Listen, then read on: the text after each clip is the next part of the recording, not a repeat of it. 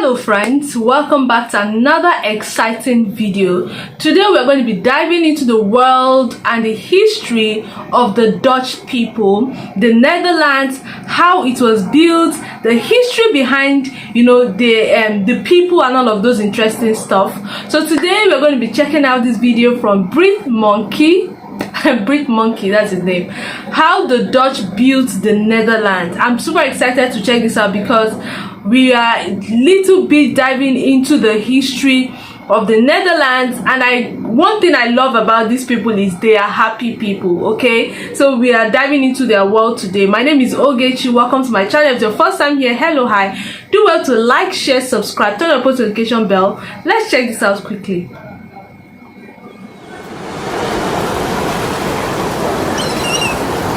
God built the world, but the Dutch made the Netherlands. Man has always attempted to shape the environment to his comfort, and no place is this more true than the Netherlands. 17% of mainland Netherlands is artificial and constructed by the Dutch themselves through a mixture of canals, levees, pumping systems, and a lot of dirt. Most of this enlargement has been done in the past 100 years, but those windmill-spinning, tulip-growing, wooden shoe-wearing Dutch have been installing nationwide expansion packs for as far back as the 1300s. How the hell did they do it? How did they manage to build an area more than twice the size of Hong Kong and make it fit for human habitation? Wow. To ask the how, we must first ask the why. Why spend millions of euros building more land when you can just do what the rest of Europe did and simply steal it? Ultimately, it comes down to the weather. Really. A low-lying coastal state with heavy rains is prone to flooding, the kind that kills thousands of people. A lot of the flooding came from this area, the Zuiderzee, when heavy rainfall and rising sea levels frequently caused it to spill over. The flat terrain of the Low Countries means that water can go for miles before being stopped, and for this reason the Netherlands is a country of canals, which line the cities and carries the water out to sea. While local governments had been constructing minor dams here and there, filling in lakes and rivers for centuries, it wasn't until 1916 when the Dutch realised they needed to build or die. Wow.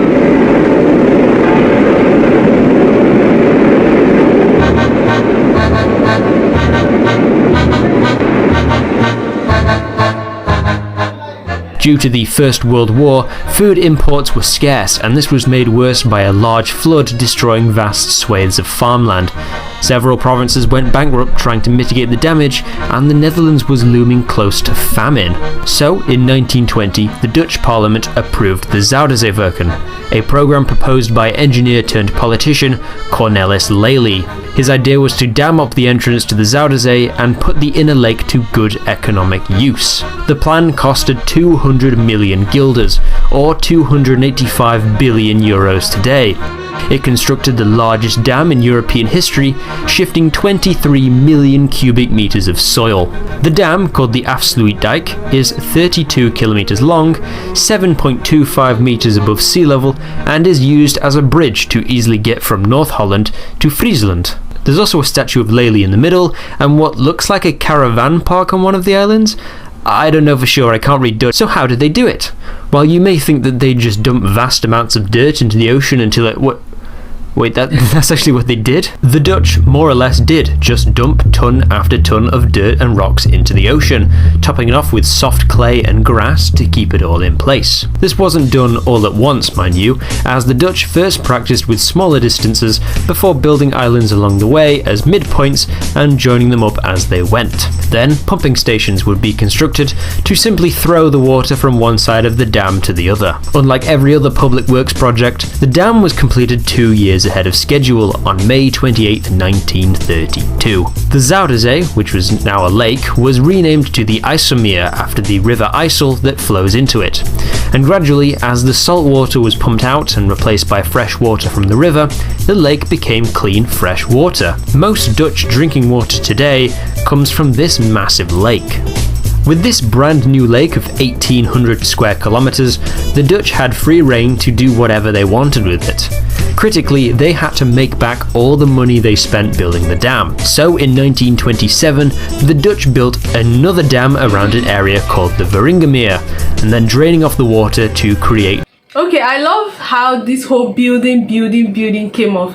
First of all, I think from what I'm seeing, right, they didn't build it out of the fact that they wanted to actually build the Netherlands. You get what I mean? Like, they built it because there was so much flood. It was either they build or die, and nobody wants to die. So I think it was actually a wise idea that they actually built the bridge. So they built the bridge. They started building lakes, which I think, you know, I mean, with all these constructions going on, you know, and it happened way back.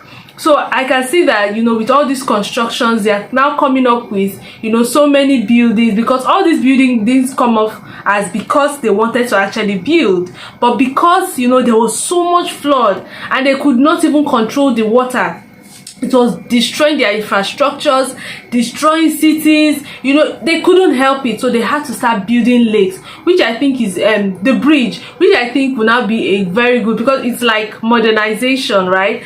Building like a kind of sort of bridge, like a link bridge to pass cars, and you know, before you know it, they'll build something better. You know, it gets better and better. I mean, probably that's how the Netherlands was built. But if you know more about the history or why, how, you know, he asked like why. So this is the why. It was because of the flood. But if you know more about how the Dutch people actually built the Netherlands, like more into the history, because like more into the history about what this guy is not mentioning, please let us know in the comment section. We'll all love to know as we are diving into the, you know, the Dutch culture and history. Let's continue. Create new land.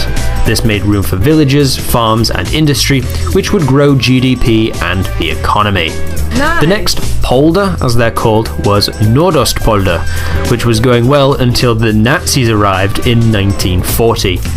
While work was expected to stop, the inquisitive Germans allowed it to continue, as they had plans building their own polders in Germany and wanted to see how they worked.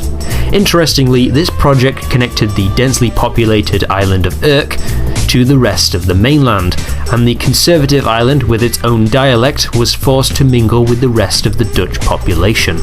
When the polder was completed after the war, scientists found that a lot of the former coastline areas were affected by a lack of water, and many farmers suffered as a result of poor crop yields. So with that lesson learned, so now that they've built the polder, they've built the lakes, they've built the bridge, now some parts are now lacking water. Oh my gosh, let's find out what they're going to do to actually solve this situation.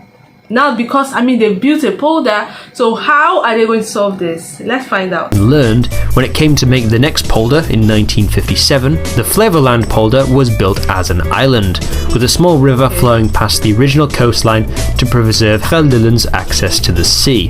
Flevoland was built in two parts, north and south. The northern, or eastern part, was built first, followed by a short break, and then continued with the southern half.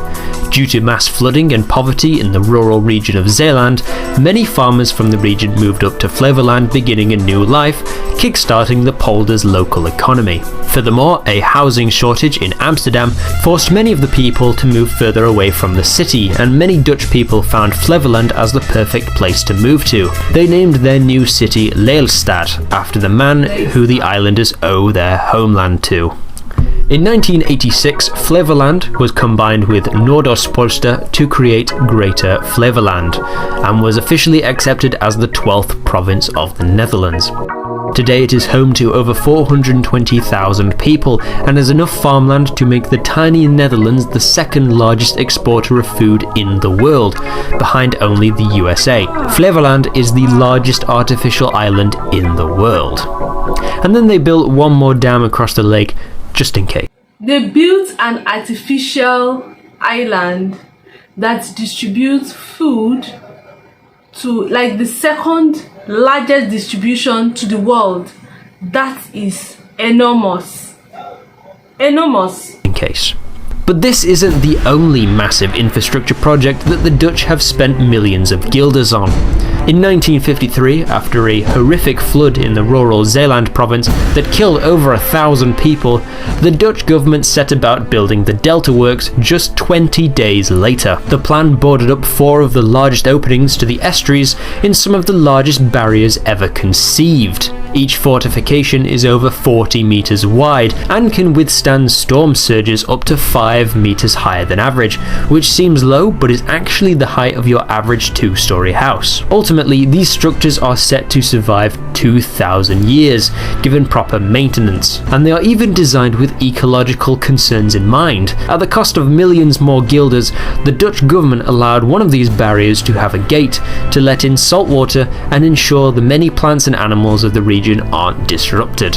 In less than 70 years, the Dutch have almost completely immunized themselves from flooding and created bountiful wealth for their citizens in the process. I am not exaggerating when I say this is one of the greatest achievements in human history, and the experts agree. The American Society of Civil Engineers declared this dam system to be one of the 7 engineering wonders of the modern world. But the plans for more expansion didn't end there. There's no shortage of proposed ideas for where to build in the future, with the next province of Markervarden having begun construction in 2016. Due to the IJsselmeer Bay being cut off from the ocean by the Zuiderzeewerken dam system, many of the local ecosystem has suffered as a result through lack of regular tides and ocean saltwater. By constructing many islands, shorelines, bays and lagoons, ecologists hope to foster new, diverse ecosystems to make up for the disruption caused by previous development works. The Netherlands will continue to grow, building her way into prosperity as the population live, work, study and play in absolute safety, well below sea level. Maybe one day the Dutch will stop their quest to expand their shores, but for now the people of the Netherlands will continue making the Netherlands. Wow, you guys. I mean, the Netherlands, I didn't know that they were this talented. I mean, with all these constructions going on, and they're not just doing just mere constructions, but constructions, and they are constructing things that are valuable things. I mean, building an artificial island that supplies food to almost every part of the world is amazing. And then this wonder, because I would love to call it a wonder, honestly. I mean, the Netherlands are really good at what they do, to be honest, and you know, they are building so much infrastructures, you know, very brilliant works, which I think is amazing. Please, if you know, you guys should please drop in the comment section if you know more beautiful things that has come out of the Netherlands or that have been built by the Dutch people. Please let's know in the comment section. We'd love to know. Drop your thoughts and comment about this video on how Dutch built the Netherlands. Let's know more things that have come up from the Netherlands that were not mentioned in this video. If you live in the Netherlands or you're Dutch, let's know in the comment section so we'll say hi from where we're watching you from. Okay, yeah, that's what it is. Okay, thank you for watching to this part of the video. Do want to like, share, subscribe, drop a comment on what you think about this video. Contributions, additions will be highly appreciated, and turn on your post notification bell. I'll see you in my next episode. Bye bye.